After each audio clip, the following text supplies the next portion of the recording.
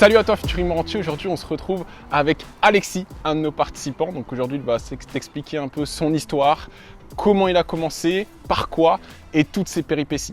Est-ce que tu peux te présenter Alexis? Alors bonjour à tous, donc Alexis Bondarenko, j'ai 31 ans, je vis sur la région parisienne, donc en Seine-Saint-Denis.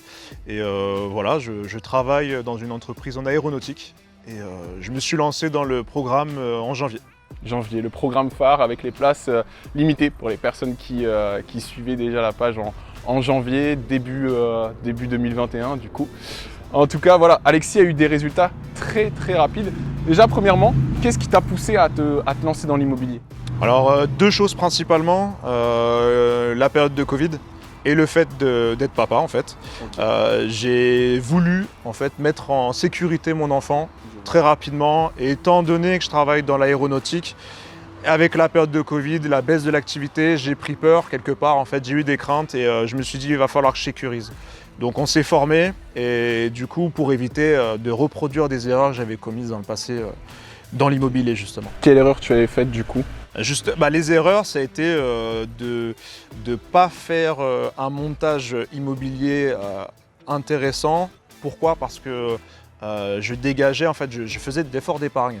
Donc chaque mois, j'avais entre 100 et 120 euros qui sortaient, donc je réalisais aucun cash flow. Tu peux expliquer ton opération un peu plus en détail sur celle-ci? Alors du coup, on avait emprunté, donc on a fait un prêt interne à la famille, et donc un taux zéro qui était du coup finalement intéressant pour nous, en fait, à première vue. On n'avait pas du tout utilisé de levier bancaire, donc on n'a pas optimisé notre montage immobilier. Et on avait un loyer qui était presque équivalent à nos mensualités. Donc zéro cash flow et effort d'épargne en fait à ce moment-là.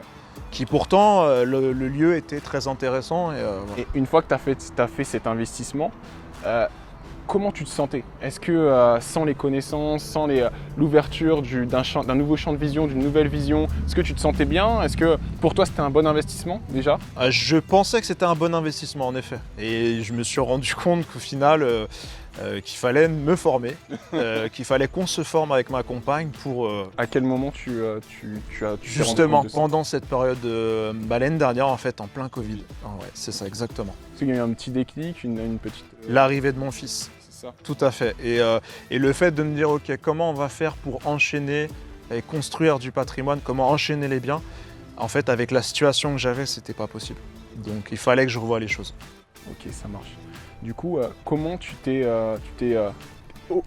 à quel moment l'idée de te faire former t'est passée par la tête?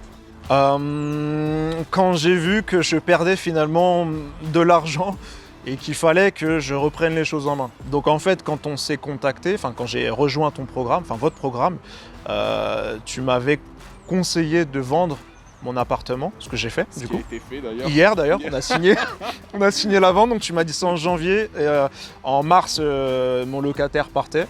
Okay. Et là, on a signé, donc on repart à zéro et on est parti sur de nouvelles opérations, une nouvelle aventure. Comment tu as connu Immorentier? À travers Instagram. Et en gros, en toute sincérité, par hasard, en recherchant des hashtags, des choses comme ça. Et un peu comme tout le monde. J'ai fait pas mal d'interviews et la personne qui regardera cette vidéo reconnaîtra ce concept.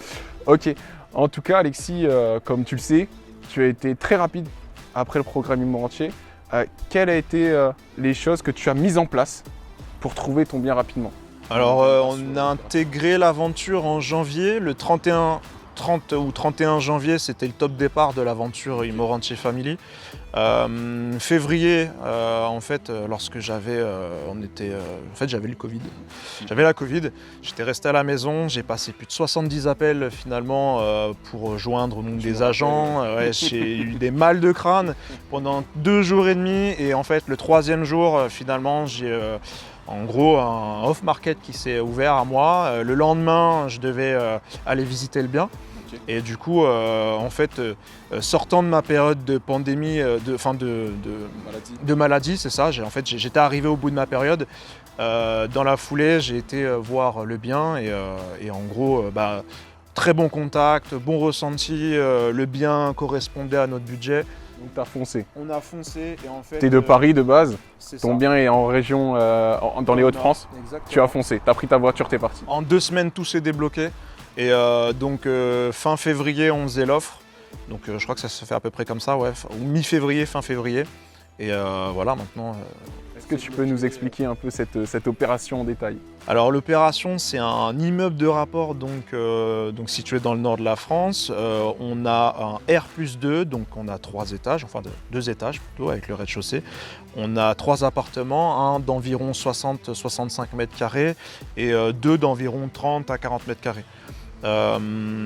Du coup, on va les mettre en location meublée et on va donc travailler pour qu'on puisse avoir des locataires d'ici fin d'année, on va dire début janvier, parce que les travaux vont commencer illico après la signature qui devrait avoir lieu fin juin. Du coup. Ok, est-ce que tu peux nous parler de rentabilité, de cash flow, le différé, comment tu as obtenu ton financement? On va commencer par les chiffres déjà, rentabilité, cash flow. Alors en termes de, donc, dans nos simulations, donc, ce qu'on a prévu avec des chiffres, en fait même des chiffres bas, voilà, chiffres pessimistes, on a prévu une renta à 10,4 brut, donc on était à plus de 8 en net, donc très satisfait en tout cas de la simulation, avec des chiffres pessimistes en plus. Ouais. Donc, et puis tout en sachant que sur l'ImoConta, on prend des mois de sécurité, les frais de gestion sont assez élevés, donc ouais, tu monteras bien. Et en gonflant l'enveloppe travaux et l'enveloppe des meubles également. Donc on était à plus de 500 en estimation de cash flow. Donc c'est ce qu'on vise. 500 € de cash flow net dans ta poche. Voilà, c'est ce qu'on vise en tout cas. Okay. Ouais, c'est ce qu'on vise. Et effectivement, on a 2 ans de différé négociés avec la banque. On a également un taux d'intérêt à 1,25 sur 25 ans, sachant qu'on passe en SCI. Donc c'est magnifique. Ok. Est-ce que tu as eu des difficultés à trouver ton financement? Alors je pense qu'on a un facteur chance, parce qu'on avait un dossier qui était intéressant dans le sens où on épargne. Pourtant, à ce moment-là, tu avais encore ton locatif qui te demandait un effort d'épargne. Et pourtant, tu as quand même réussi. Tu as ta résidence principale. On a une résidence principale, exactement. Tu as une classe A aussi que tu as pris en... Oui, mais j'ai pas de crédit conso. Ouais. Donc on a réussi à éliminer avec ma compagne tous les crédits conso qu'on avait. Okay. Donc on est parti presque d'une feuille blanche. Et le fait de ne pas avoir de crédit conso et de faire un effort d'épargne de près 120 €, finalement auprès de la banque c'est passé. Et également on est resté dans notre banque parce qu'on avait un vrai intérêt à le faire, parce qu'on avait, ça faisait 3 générations qu'on était dans cette banque. Mais pourtant on a quand même été voir d'autres banques. On a eu des refus tout simplement parce qu'on n'a même pas voulu regarder notre dossier. On nous a dit tout ce qui est immeuble de rapport on ne suit pas. On a eu des cas où finalement on sentait que les conseillers ils avaient peur de la manière dont on avait monté le dossier et qu'on avait la sensation qu'on maîtrisait peut-être un peu plus qu'eux sur le moment. Et on a eu également des banques qui nous ont dit on vous suit. Excellent. Et on avait un choix à faire entre réellement 2 banques. Et donc on est finalement resté avec celle dans laquelle on est. Quelle est selon toi la différence entre une banque qui te suit et une banque qui dit non, on ne te suit pas? C'est quoi cette différence? Parce que la présentation est toujours la même finalement. Je pense qu'il y a quand même un facteur chance. Je pense qu'il y a quand même un facteur chance parce qu'il y a des gens qui peuvent prendre peur du fait du savoir qu'on peut engendrer à travers notre formation. Ils sentent qu'ils maîtrisent moins le sujet que nous. Et ça peut faire peur. Et certains refusent de suivre pour ces raisons-là. Pour cette raison qu'il faut trouver un juste milieu quand vous faites vos rendez-vous. Ne pas trop mener la danse, laisser le banquier prendre la parole et se positionner un tout petit peu en dessous de lui, quoi, on va dire. Exactement. Donc jouer intelligent. Et on a joué aussi la carte de on veut passer par des directeurs. Et on a réussi dans notre banque typiquement à passer par une directrice d'agence avec qui le feeling est vraiment bien passé. Donc, et puis, pour quelle raison tu as voulu passer par les directeurs de banque du coup? Pour éviter le maximum d'interlocuteurs. C'est ça en fait, ça a été plus rapide. Il faut bien comprendre que dans les organismes bancaires, il y a plusieurs intermédiaires. Donc si vous allez directement vers un conseiller bancaire, eh bien, le conseiller bancaire doit contacter le directeur adjoint doit présenter le dossier au directeur de banque, après on passe au comité de direction, s'il y a une société de cautionnement, etc., etc. Donc plus vous supprimez les intermédiaires, mieux ce sera pour faire financer vos biens. Ok. Donc en termes de différé, 2 ans de différé? 2 ans de différé, sachant qu'en plus on a la chance que le différé se déclenchera uniquement après la fin des travaux. Donc si les travaux nous prennent 6 mois, et c'est ce qui va arriver, le différé commencera que l'année prochaine. Donc on a beaucoup de chance pour ça. Tes travaux commencent quand du coup? Alors la signature elle est estimée avant le 1er juillet. Et du coup, les travaux commencent quelques jours, quelques semaines, ouais. Et du coup, les travaux commenceraient tout de suite après parce que l'artisan est déjà en attente de notre chantier. Ça peut être intéressant, Comment tu as trouvé ton entreprise? Est-ce que tu as eu des difficultés? Est-ce que tu appréhendais ce moment? J'ai pas appréhendé parce que justement même en fait on a beaucoup regardé les modules jusqu'à regarder avant la visite, couper la radio, regarder le podcast sur les travaux. Et en fait c'est vrai que ça nous a bien aidé parce que c'était une partie qui nous faisait peur clairement, suivre les travaux, comment on fait, exactement. Et en fait non, on n'a pas eu de difficulté, on a reçu plusieurs devis donc, de différentes entreprises. On a jaugé qui était pas cher, le plus cher, et on en a déduit aussi ce que nous on voulait faire à partir des idées que eux nous donnaient. Et quand on voyait des choses qui étaient trop qualitatives par rapport à la réalité ou par rapport à la région aussi, au fait, par rapport au profil que nous on recherchait en tant que locataire, on s'est basé sur des devis qui correspondaient plus à nos budgets et nos projets finalement. Et en gros, de fil en aiguille, on a sélectionné 2 entreprises et puis on a été conseillé par en fait, l'agent à qui on a un très bon terme d'après ce que j'ai compris. Voilà, on s'est beaucoup rapproché. Et, ça c'est un bon contact pour ton VIP Market. Exactement, vraiment. Excellent, ça c'est top. Ok, comment tu te sens? Est-ce que si tu te revoyais 6 mois en arrière quand tu as débuté avec nous, est-ce que c'est les objectifs que tu attendais? Comment tu te sens aujourd'hui par rapport à ça? Le fait que tu sois avancé, que tu aies pris en compétences, en connaissances, comment tu te sens réellement? Beaucoup plus confiant. En fait, la difficulté que j'avais à l'époque, c'était quelles étaient les étapes pour bien monter son projet. Ce que j'avais pas, parce qu'avec ma compagne, on avait investi en faisant des erreurs. Et donc là, en fait, en apprenant toutes les étapes, on a été beaucoup plus serein. On a eu des coachings, que ce soit en collectif ou en privé. On a eu l'incubateur sur lequel on a pu travailler à n'importe quelle heure, etc.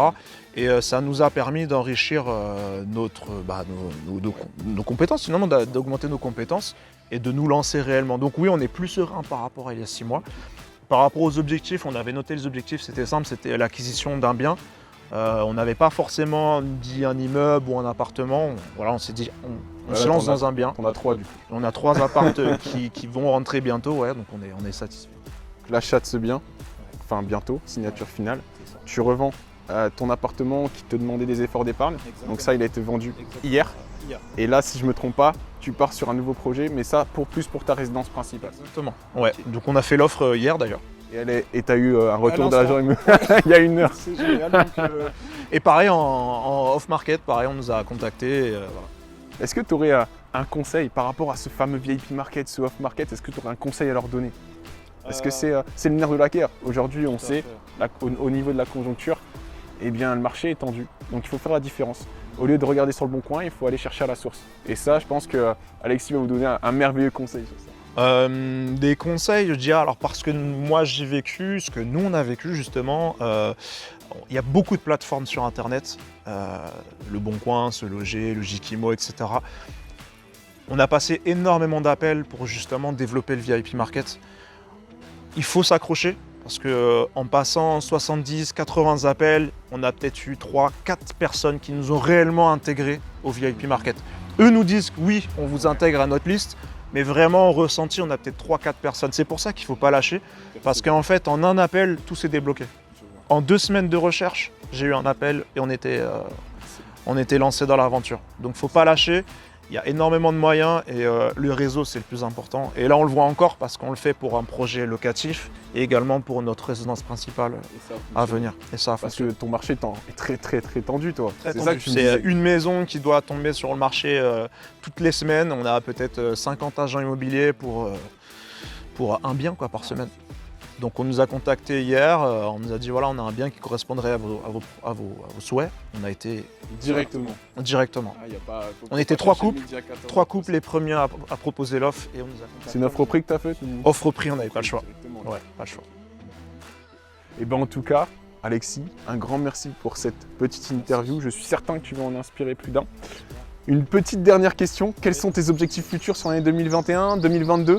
Alors l'objectif 2022 du coup c'est surtout de stabiliser notre futur immeuble de rapport. Ensuite c'est de sécuriser notre enfant à travers ce qu'on a vu, hein, la fiscalité avantageuse pour la transmission familiale. D'une immersion avec Daniel Scortator, notre conseiller de son patrimoine, il leur en a mis plein la tête. Ah ouais, vraiment, et puis il nous a donné tellement d'idées sur comment mettre en sécurité notre famille. Il y a tellement de choses à comprendre, à voir et tellement de possibilités.